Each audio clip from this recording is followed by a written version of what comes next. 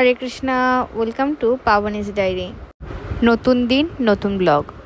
সেই দিন তো ভার্সিটিতে শাড়ি পাঞ্জাবি ডে হচ্ছিল, কিন্তু আমার পূজার শপিং করাটাও জরুরি ছিল। তাই ভার্সিটিতে সবার সাথে ছবি টবি তুলে চলে আসি পূজার শপিং করতে।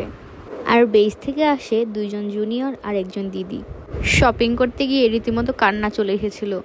একে তো প্রচণ্ড ভিড়, তার উপর গরম। শপিং করতে গিয়ে এসব মেনে নিয়ে শপিং করতে হয়। নিচের তলার দোকানগুলো সবগুলো ঘুরে ফেলেছি। এরপর চলে আসি উপরে। দাম শুনে আমার রীতিমতো হতাশ। পুজো বলে এত দাম! যেই শাড়িগুলো 2000-2500 ছিল সেগুলো একদম 7 থেকে 10,000। তারপরেই মহারানীর সাথে দেখা। আমার স্কিন কি গ্লো করছে? না, গ্লো করছে না। আমি তো মেকআপ করা না, আমাকে কিভাবে গ্লো করছে? গ্লো করা লাগবে না।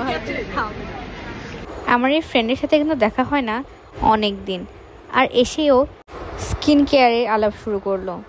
ওর এই পাগলামি দেখে আমরা সবাই অভ্যস্ত, কিন্তু এই বেজের মেম্বাররা ওকে দেখে একটু বেশ অবাক হয়েছে।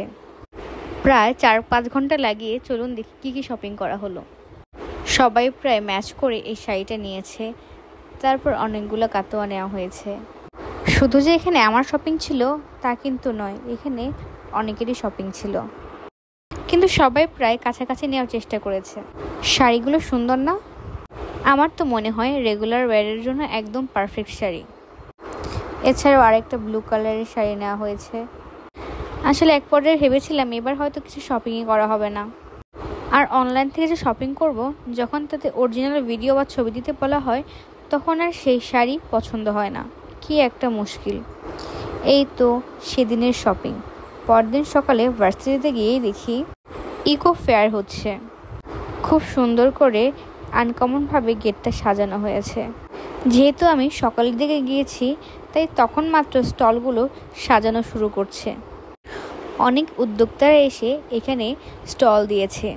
প্রতিটি জিনিসই হাতের কাজের, প্রতিটা জিনিসই অনেক ইউনিক ছিল।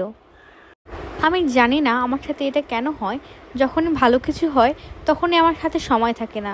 সেদিনও আমার হাতে খুব বেশি সময় ছিল না, তাই যে স্টলগুলো ঘুরে ঘুরে কোনোরকম করে চোখ বুলিয়েই বেরিয়ে গেছি। আসার আগে অবশ্য স্পোর্টস ক্লাবে গিয়েছিলাম, সেখানে দেখছি কোনো একটা প্রোগ্রাম হচ্ছিল। আমার খুব একটা ইন্টারেস্ট না থাকায় আমি সেদিকে আর না গিয়েই বেরিয়ে আসি। কিন্তু দেখছিলাম সবাই খুব মজা করছিল, প্লাস মিউজিক বাজছিল বলে পরিবেশটা খুব দারুণ উপভোগ করার মতো ছিল। বেরিয়ে আসার সময় দেখলাম এখানে অনেকগুলো গাছ রাখা হয়েছে। এটাও এনভায়রনমেন্টাল অ্যান্ড সোশ্যাল ওয়েলফেয়ারের উদ্যোগে করা হয়েছে। এখানে অনেক টাইপের গাছ বসেছে, প্রত্যেকটার প্রাইস আলাদা। আমার সবচেয়ে ভালো লেগেছে এই সানফ্লাওয়ার গাছটা। আমি সেভাবে গাছের যত্ন নেওয়ার সময় পাই না বলে আমার গাছগুলো বেশি দিন টিকে না। বিকেল থেকে আবার র্যাগডের কনসার্ট ছিল। আমি ভার্সিটির কোনো কনসার্টেই এখন পর্যন্ত ছিলাম না, সেদিনও হলো না। এরপর আমি চলে আসি মন্দিরে। অনেকদিন ভগবানকে দর্শন করি না, তাই কেমন যেন লাগছিল, তাই ভাবলাম ভগবানকে একটু দর্শন করে আসি। মন্দিরে এসে জগন্নাথ, বলদেব, সুভদ্রা মহারানীকে আমার পছন্দের কালারের ড্রেস পরতে দেখে এত ভালো লাগছিল, মনে হচ্ছিল সৌন্দর্য আরও দ্বিগুণ হয়ে গিয়েছে। যেহেতু আমি সকালের দিকে গিয়েছি, তাই গিয়ে দেখি অনেক মাতাজিরা মালা বানাচ্ছিলেন। এই তো বুধবার আর বৃহস্পতিবারের ব্যস্ততম দিনে একটি ব্লগ শেয়ার করলাম।